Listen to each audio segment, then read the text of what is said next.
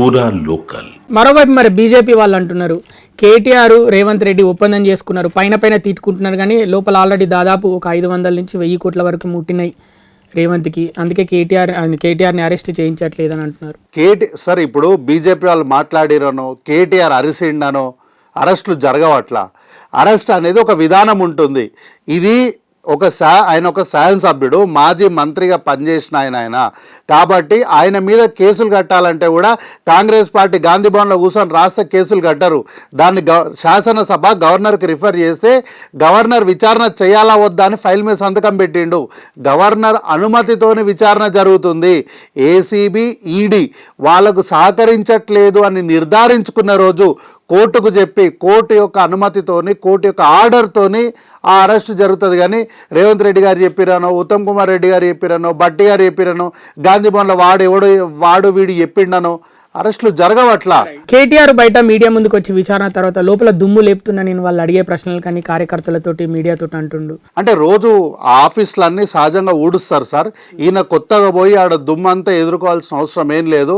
ఈయన గౌరవమైన మాజీ మంత్రిగా ఆడ పోయి కూర్చొని వాళ్ళు అడిగిన ప్రశ్నలకు సమాధానం చెప్తే చాలు. కానీ ఆడ ఉన్న ఎక్కడో మూలకున్న దుమ్ము అంతా తీసుకొని ఈయన జైలు వేసుకొని వచ్చి వాళ్ళ పార్టీ ఆఫీసులు వేసుకుంటా అంటే దానికి మేం చేయగలిగింది ఏం లేదు. నిజానికి ఒక మాట చెప్తా, ఎప్పుడైనా సరే ఏమీ చేయలేని ఇస్రాకి ఎగిరెగిరి పడుతుంది. మనం ఇంట్లో జనరల్గా మనం 2 రకాల కుక్కల్ని పెంచుకుంటాం. ఒకటి పోలీస్ కుక్కలు అంటారు, లేదంటే దాన్ని జర్మన్ షెపర్డ్ అంటారు. అవి చూసి చూసి చూసి ఎప్పుడో వేసేస్తాయి. అవి మంచిగా అంటే వాటి కోపం వస్తాయి. అట్లాగే మనం చిన్న కుక్క పిల్లల్ని పెంచుకుంటాం, వైట్ హెయిర్ ఉంటుంది, పమేరియన్ అంటాం కదా. అవి అరుస్తాయి కానీ కరవవు, అవి దీనికన్నా గట్టిగా అరుస్తాయి అవి. కాబట్టి ఈయన మీడియా ముందు అరుస్తుంది ఎట్లుందంటే లోపల పిల్లిలాగా ఆఫీసర్ల కాళ్ళు మొక్కి బయటికి వచ్చి ప్రజల ముందు ఏదో పుంకాలుగా మాట్లాడుతుండు. ఇవన్నీ తెలంగాణ ప్రజలు గమనిస్తారు.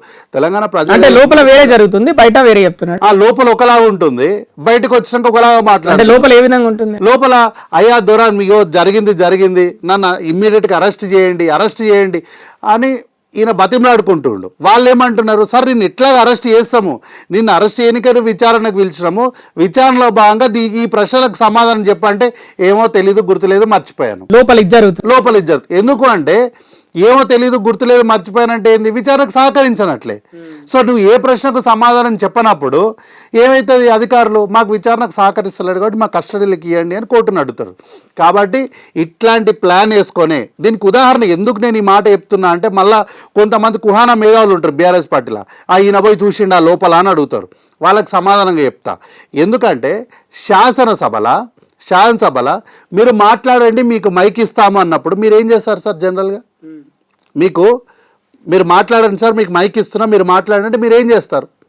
మాట్లాడతారు కదా. దాడి చేస్తారా? మాట్లాడకుండా దాడి చేస్తున్నామంటే దాని ఉద్దేశం ఏముంటుంది? ఏదో ఒక రకంగా ఏదో ఒక విధంగా సభలకెళ్ళి మమ్మల్ని సస్పెండ్ చేస్తే మేము బయటికి పోయి మీడియా ముందు మేము చర్చకు పిలిస్తే ముఖ్యమంత్రి రేవంత్ రెడ్డి భయపడ్డాడు, మమ్మల్ని సభ నుండి సస్పెండ్ చేసిండు, చర్చ నుంచి పారిపోయిండు అన్నటువంటి ఆరోపణలు చేయాలన్నటువంటి కుతంత్రం లేకపోతే మీకు మాట్లాడతాను, మీకు మైక్ ఇస్తాను, మాట్లాడండి అని చెప్పిన తర్వాత కూడా మీరు దాడులు చేస్తున్నారు, మీరు కూర్చొని చప్పట్లు కొడుతున్నారు, పోడియం మీదకి వచ్చి పేపర్లు ఇంపి స్పీకర్ మీద విసిరేస్తున్నారు అంటే మీ ఆలోచన ఏముంటుంది?